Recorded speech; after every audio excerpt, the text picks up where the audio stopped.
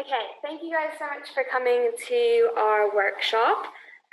My name is Arielle Nylander. I'm a Senior Policy Advisor on Global Health at the British Medical Association, and I'm here today with Dr. Emily Clark, who's a pediatric trainee and was one of the recipients of the BMA Humanitarian Fund in 2017.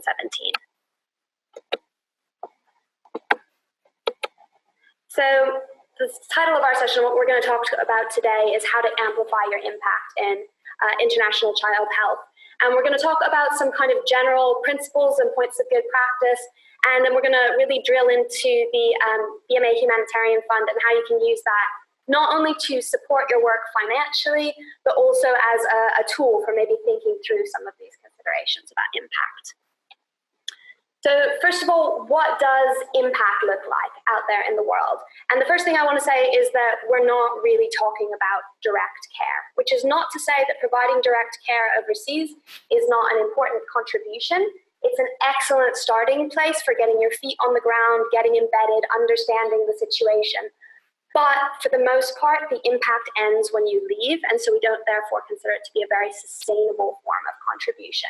And so what we want to talk about when we talk about amplifying your impact are the things that go beyond direct care. And that really centers, in our perspective, on knowledge transfer and capacity building with your colleagues on the ground in country. When you do that, it's really important that you involve a train-the-trainers component, and that's what's going to allow your project to ultimately become locally owned and self-sustaining in the long term so that it can continue to have a positive impact long after you've left the country. Now, it's not usually going to be a one-off event. We'll talk a little bit more about how you kind of embed sustainability from the ground going forward in your projects. It's important to also, when you're talking about impact, look at how you're interacting with the wider health system in the country where you're working, and really strengthening that health system. So one of the things we look at when we're talking about impact is not setting up parallel health systems, and that can be a real challenge when you're working in countries where the government health system is very poor indeed, and not functioning very effectively at all, and where by charitable organizations and international organizations. So one of the things that we look at to then engage you back with the overall health system is, for example, working with your local ministries of health, because they will have a sense of what the needs and the gaps and the architecture is, both locally, kind of at a district level, and then at the overall national level. And that's a way that you can marry up the work that you may be doing through a charitable organization with the overall health system to work together to really build something that will have a lot of longevity. You can also work with training providers in country, for example, to get initiatives into the national curriculum for different staff groups and professional specialty groups as well. You could work with a Center for Excellence where all of the trainees for a specific specialty rotate through at some point in their careers. That can often be a really effective way of ensuring quite rapidly, actually, that the entire sort of staff group of a certain specialty will receive a certain kind of training or sensitization to a way of doing things over a period of a few years. And that's very often the case in district health systems. There'll be a specific hub where everyone for a certain specialty rotates through. But in general, you're always looking at this sort of element of sustainability and longevity. And a key component of that is local ownership. And not just from the end, how do you transfer over to local ownership? Local ownership has to start at the very beginning. It has to start when you're identifying what the issue is, when you're identifying what the best, most evidence-based, most culturally appropriate intervention is, how you're going to actually effectively implement that in the situation, and then how that's going to ultimately be taken over and run by the local staff going forward. There's also this element of two-way exchange, and a lot of NHS organizations do have sustained and ongoing health links with organizations overseas. A lot of those have been developed in the last sort of 10 to 20 years, and they do have this kind of ongoing quality. Staff may come back and forth, not just staff from here going across, but other people coming over on fellowships. They can also employ sort of novel technological solutions like WhatsApp groups, And they can also have sort of virtual conferencing and meetings so that even staff who are separated by a huge amount of space can actually really function together and learn from one another. So the impact, obviously, we're talking primarily about the impact in the destinations where you do go to do international child health work. But there is also an impact on you.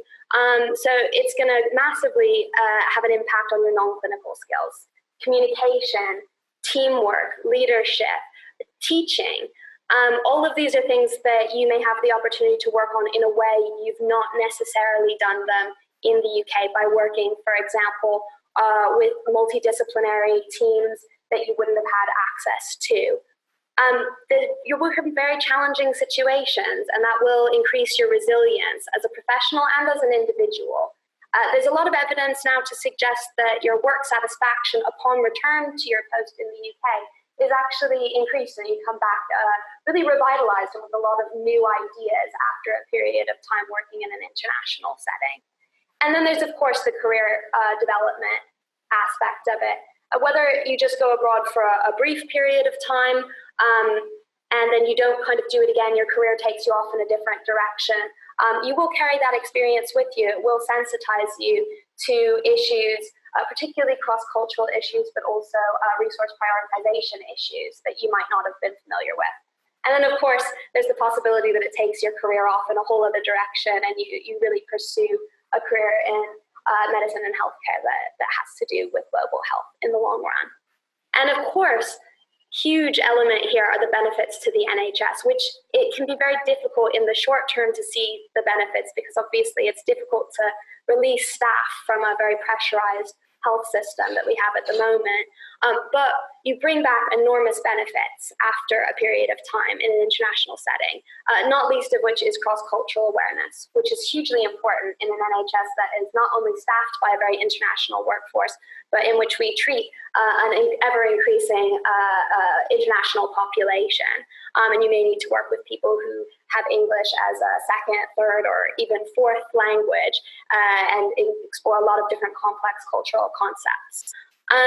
You'll also gain a huge amount of clinical experience with a range of diseases that you may not see in the UK, and also with stages of disease that you don't often see in the UK.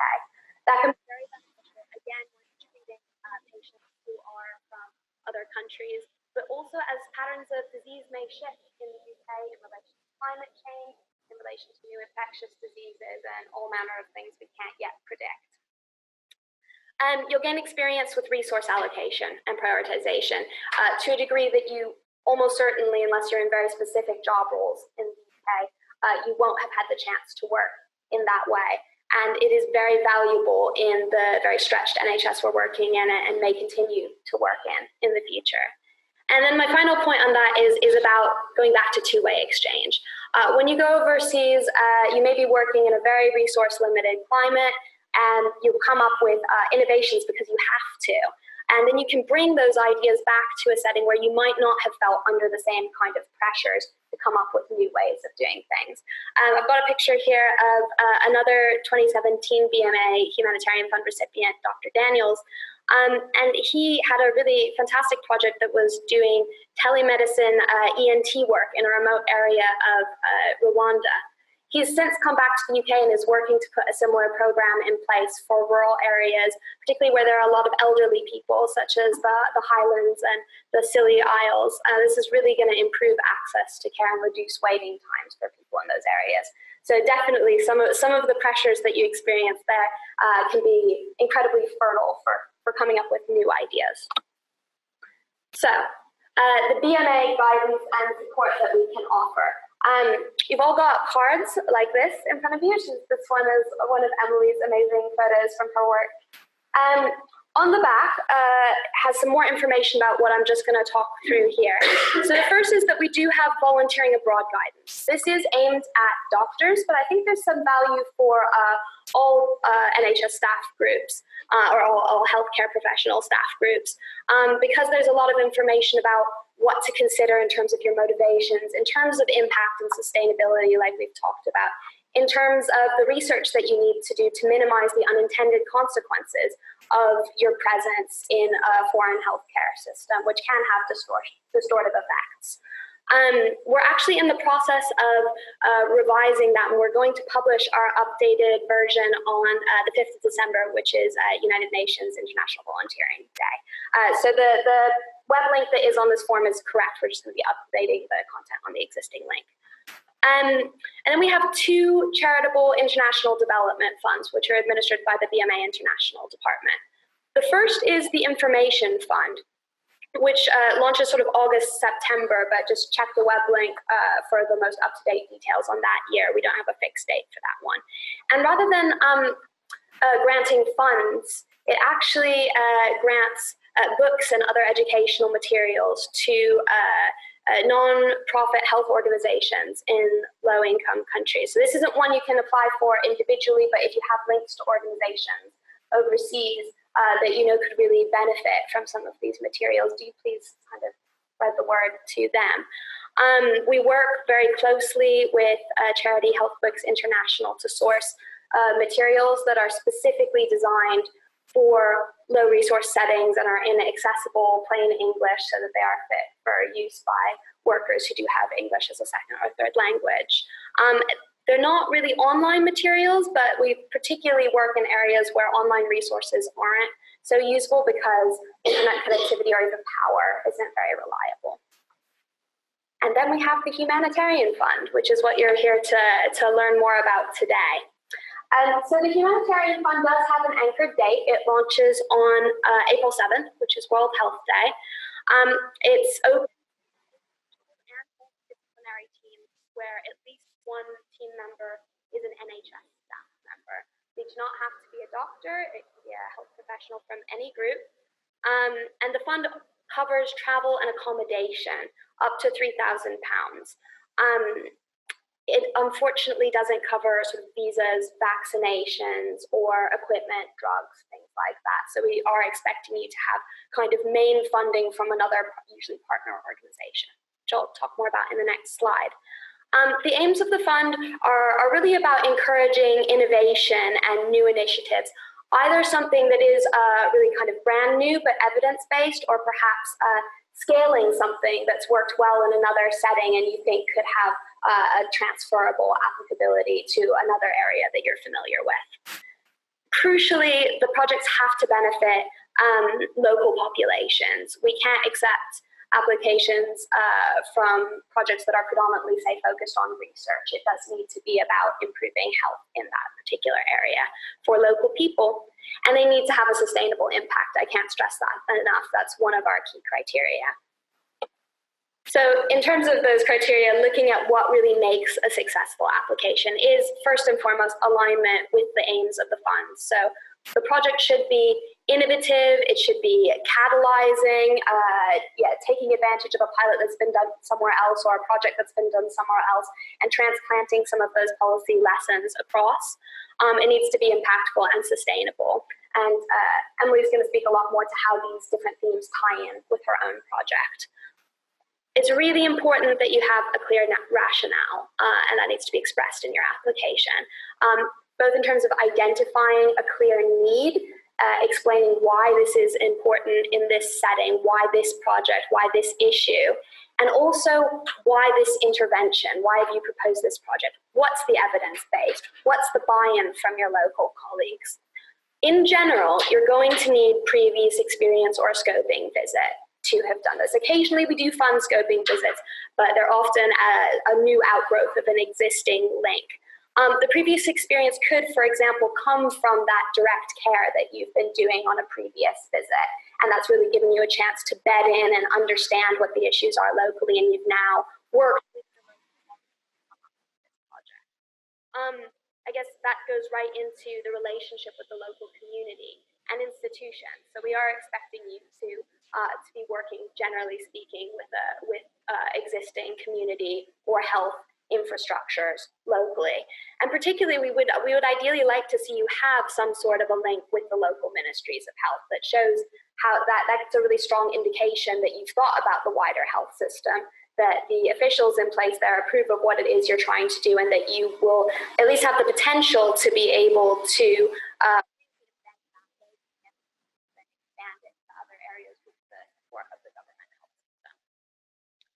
We would ideally be looking for a project that supports the Sustainable Development Goals. Not all projects obviously can do that, but I think with international child health, you're in a really strong position because there are SDG targets that are specifically around maternal mortality, infant mortality, under fives mortality. And so there's a lot for you to hook into there, along with other various SDG targets, including training and retention of healthcare workers in low-income countries. So that's something else that you can hook into. In general, your project needs to have plans for follow-up and monitoring and evaluation. Especially if you've got a train-the-trainer component, it's very unlikely that you're going to be able to do a one-off session and that you're going to be able to fully have it bed in. However, you also need to have a timeline for how you're going to basically exit the scene, how you're not making the local organizations reliant on what you're bringing from outside, but really giving them the tools to run it themselves. And so those plans for follow-up and timeline for local ownership and self-sustaining activity really go hand in hand, and that needs to be something that's built in from the foundation going forward. I'm now going to turn over to Emily, who's going to talk more about her project on improving neonatal survival in Bolondriac, Madagascar. Thank you, Ariel. I'm Emily. I'm one of the paediatric trainees and training in Wales Deanery at the moment. So I'm going to give you a very quick overview of what I've done over the last few years and I guess why my project was chosen last year to receive the Humanitarian Fund. I have always been interested in maternal and child health, and in particular in no-resource settings. And because of that, I decided to take an F3 year after completing my foundation training. And I spent 6 months in Madagascar with a marine conservation organisation called Blue Ventures. And through them, I then went to do a master's in global health, but I've always retained this relationship with Blue Ventures. And even now in my paediatric specialist training, I'm in my relationship with them. And it's through that that I've managed to go back on 3 occasions now to work within child health, essentially. So this is Madagascar. It's quite a large island off the main coast of Africa, and I was working in a very remote, isolated coastal part of southwest Madagascar, which is known locally as Bolondriac. This was the village that I lived in, so it's Andavadoka. If you have a 4x4 and it doesn't break down, it could take you 8 hours from the big city to get there over sandy, rocky tracks. There is no electricity, there's no running water, there's no basic sanitation, and very poor quality access to education and health care facilities. Blue Ventures run a community health programme, and through that they do sexually reproductive health. They do education work around antenatal care and postnatal care for women and their families.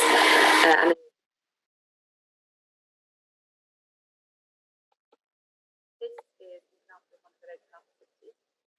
It's the sample of the bed. There are 6 of these service areas that Blue Ventures works in this region, and they service about 10,000 people. There is one nurse or one midwife that runs one of these health facilities. They've got very limited investigation treatment opportunities there. And if the one health worker is away for that day, either on leave or because they're travelling to stock pharmacy or they're attending training, then that healthcare centre is closed. So those communities do not have access to any healthcare during that period of time. So when I was there in my 3 year, I was very aware of the inverse care rule, that is, say that the people that need healthcare the most have the least access, and I thought it was particularly true around neonatal care. So these women do not have very much access in terms of obstetric during pregnancy or during delivery. And so I wondered, I'd just done my NLS course as an F2 in obs and gynae, and I was wondering about what I could do in this setting, essentially. And there's no data in terms of what the need is, and there's no data in terms of how many babies are being born, how many are dying, because births aren't registered and deaths aren't registered. It's all a bit of a big unknown. This is the inside of one of the healthcare facilities. This is the maternity ward, which is barren, as you can see. Serendipitously, when I was there, I met a consultant neonatologist called Alison, who just returned from Chicago, where she'd learned to train people in helping babies breathe, which is a neonatal resuscitation course specifically designed for settings such as these. This slide we've already seen this morning. I find it a very poignant slide. So just to go into a bit more detail, the blue line here are intrapartum stillbirths. So there's 1.2 million babies that are dying intrapartum. So many of these once the woman is in established labour already. The next line along, the next big line, is babies that die on their birthday. So that's 1 million babies every year that die on their birthday. And many of the causes for these deaths are preventable. Madagascar.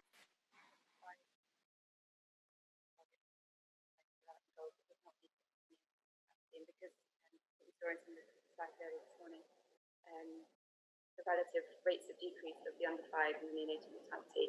Actually, neonatal mortality is making a bigger proportion now of the total deaths in under 5. And these are only the first 28 days of life that we're thinking about when we're thinking of neonatal mortality. So a strategy which might have quite a large impact is looking at this time period, looking at the intrapartum and the we know that 1 in 10 babies aren't breathing at birth, and we know that they need some kind of intervention, so a little bit of stimulation or ventilation to establish and maintain breathing.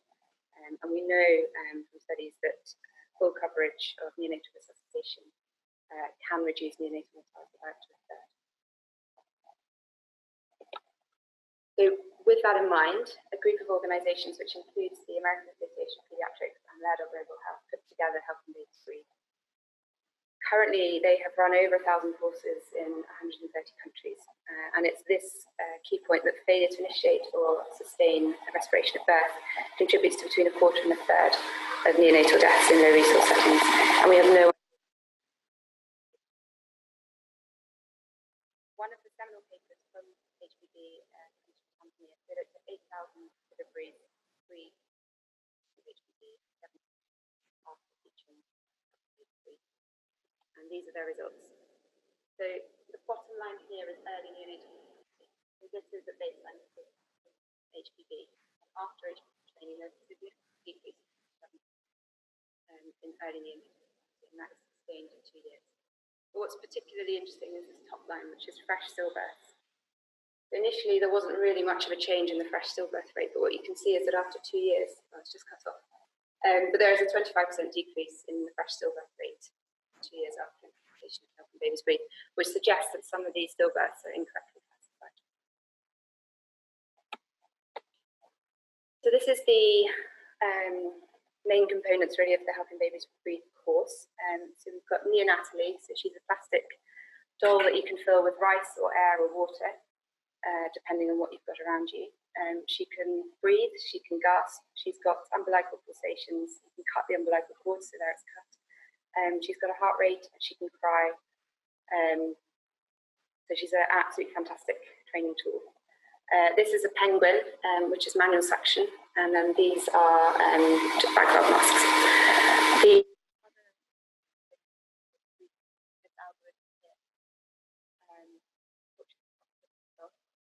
But what it does is it asks the healthcare provider to very quickly assess, classify whether the baby's in the green zone, the baby's breathing, or the baby's not breathing and in the yellow zone, in which case you have the golden minute, so 1 minute, to either get the baby breathing or be establishing ventilation.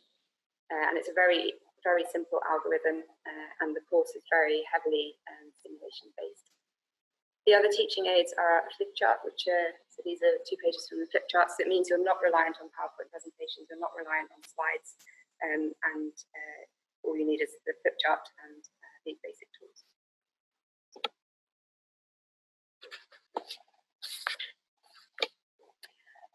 So knowing all of this, Alison and I were stewing at home in the UK, and we decided to go back to Madagascar. And fortunately, our colleagues through Blue Ventures had liaised with the local Ministry of Health officials, and they agreed that we could teach 2 Helping Babies Breathe courses in June 2016. So we invited all of the nurses and midwives that worked in the 6 government hospitals, and there's 1 NGO hospital as well, to come to our Helping Babies Breathe course.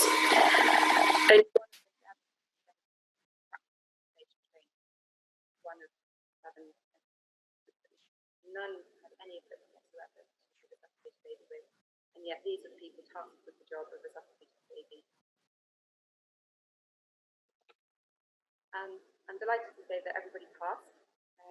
We gave everybody a penguin with their gave everybody bags of masks, so they now have the basic equipment they needed. And we taught them all how to sterilise and clean and prepare the equipment for reuse. We then set up a system for feedback, which is mainly telephone based, so that we could keep in touch basically with these nurses and midwives and respond to any questions that they had. So then I went home again, and then I worried, essentially. I worried that although we taught them, they weren't really doing enough deliveries to keep the skills up. So because of the feedback system, we had an idea of how many births there were in each health centre, and we had an idea of how many people were providing ventilation. And I worried that they would forget, and that also there was no one else to provide the refresher training. And I was worried that actually perhaps some of these healthcare workers would be causing harm by what they were doing. So we made a decision to give back, and it was at this stage that I applied for the Humanitarian Fund. So these were the aims.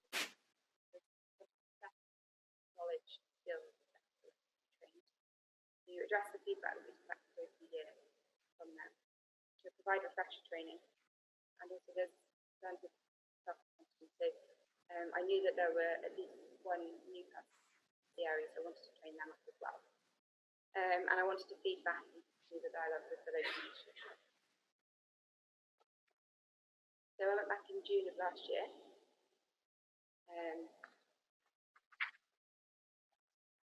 And we've listened to the feedback that we'd collected over the year, and a lot of, or most of the healthcare workers wanted training and methods of work. So they wanted to understand when we said prepare the area for ventilation, what did we mean? Where should that be in relation to the women or the equipment, and how should the logistics of physically doing what we took them to do within their health system. The other issue that was in the back of my mind was that if we'd taken these healthcare workers out of their place of work and centralised training in that healthcare.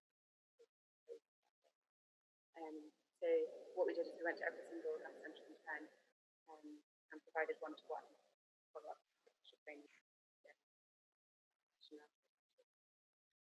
And what we learned was that the theoretical knowledge was actually pretty good. So we repeated the tests that they'd done during the original course. Actually, a lot of them remembered a lot of things.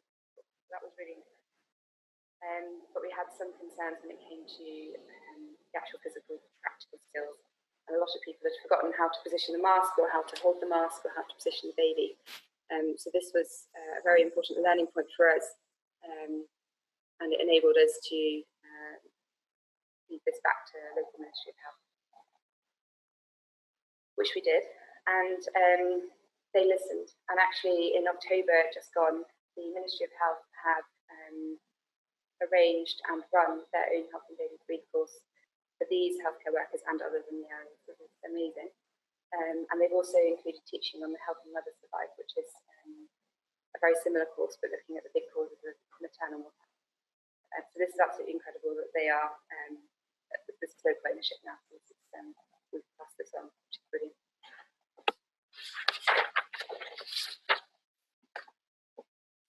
So in terms of just thinking about how my project last year aligns with the Humanitarian Fund, so I think Ariel's already outlined the sort of the key principles and the key things that we need to be thinking about. The first is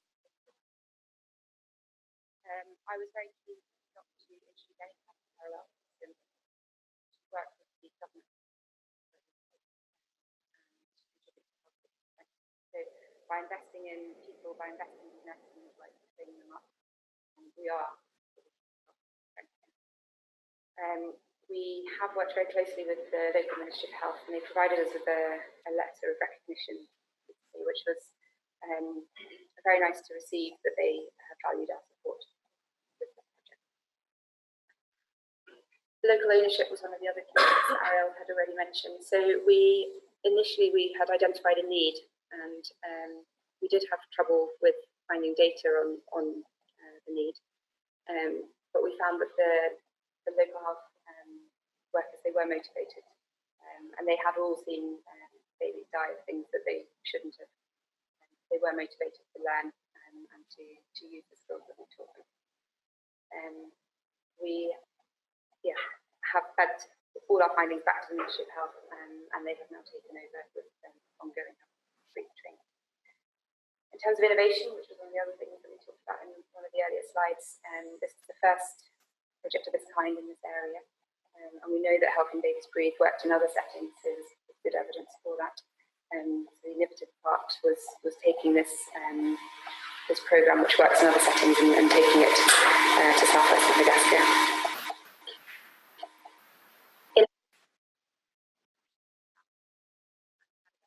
Anywhere there's a huge, if you live in a very rich here, it's a very different.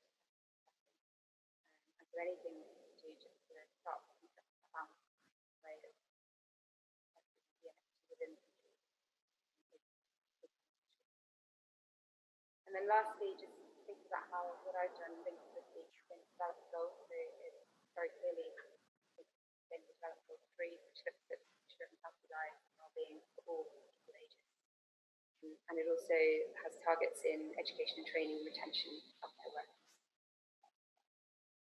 SDG 10 looks at reducing inequality within countries. So I think this does fit in with that.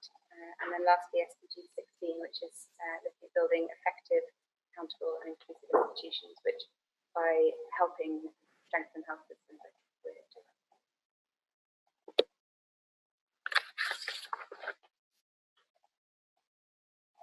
One of the other things I just wanted to talk about was amplifying your impact. So I think one of the key things to do is to listen to people that are already there. And so we listened to the nurses and midwives that we trained in 2016, and we responded to their call that we visit them in their healthcare facilities. And actually, this was very clearly identified on one of the days where midwifery training, a grandmother came with her newly born grandson who was having an umbilical hemorrhage. We paused the training. The nurse that worked there, he managed the patient, and only once he was happy that everything was sorted did we then resume the training. So you can imagine if we'd had centralised training, then that patient would not have received the help that they would have needed on that day. We have considered this in part a pilot project. So Blue Ventures has other sites throughout Madagascar, and so we're now thinking about how can we incorporate Helping Babies Breathe into the other sites, and what have we learned from this project, and how can we translate that into the other sites, which are again a very different context to southwest Madagascar. We hope that by investing in people that we retain these nurses and midwives. It's very difficult to retain healthcare staff in isolated communities here as it is anywhere else in the world. And so anything we can do to encourage them to stay is helpful. And lastly, we wanted to encourage and develop the relationships between local communities and the health facilities. And so if we can encourage women to deliver in health facilities, then perhaps we can encourage women to come for other ailments and illnesses as well and seek healthcare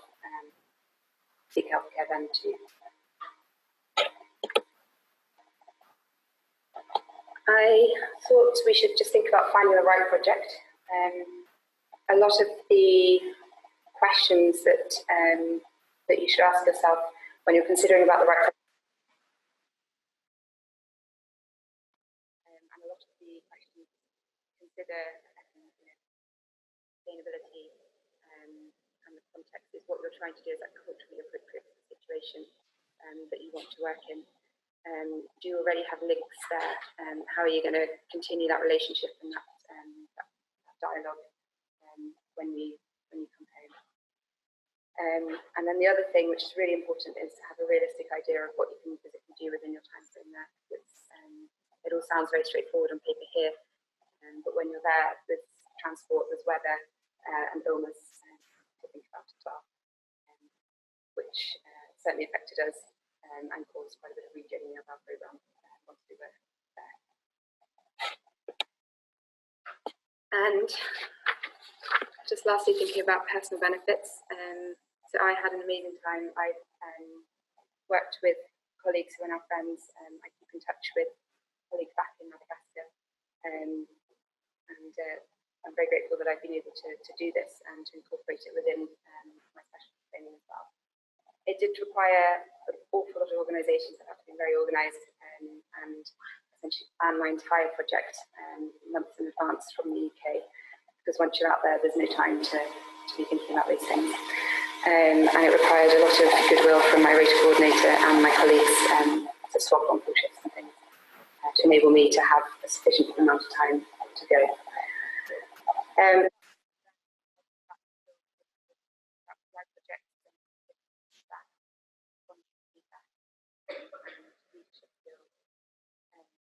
gained communication skills to think about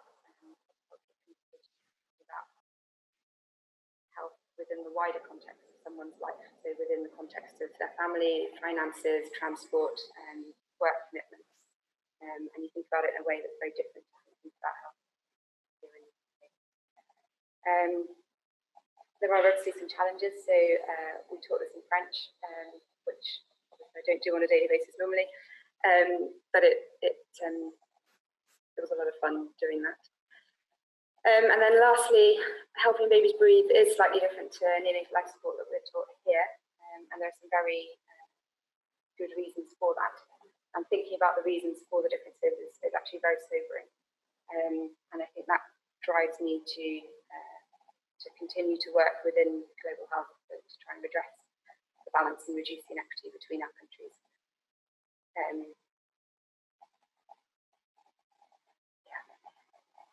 Lastly, which again I think Ariel touched on, was just to consider your own presence in a host country and how you're perceived by people that are already there, and just being aware of the assumptions that you're making, and just to be very aware of how you're viewed by people already in country. So this is a photo from a radio listening, which is was a radio show which was by one of my colleagues, which looked at health within the wider network of environmental conservation, water conservation, and how that links to marine conservation and education. It's a very popular listening group, which is enjoyed by everybody, and that's the power and what happens when people do. Thank you for listening.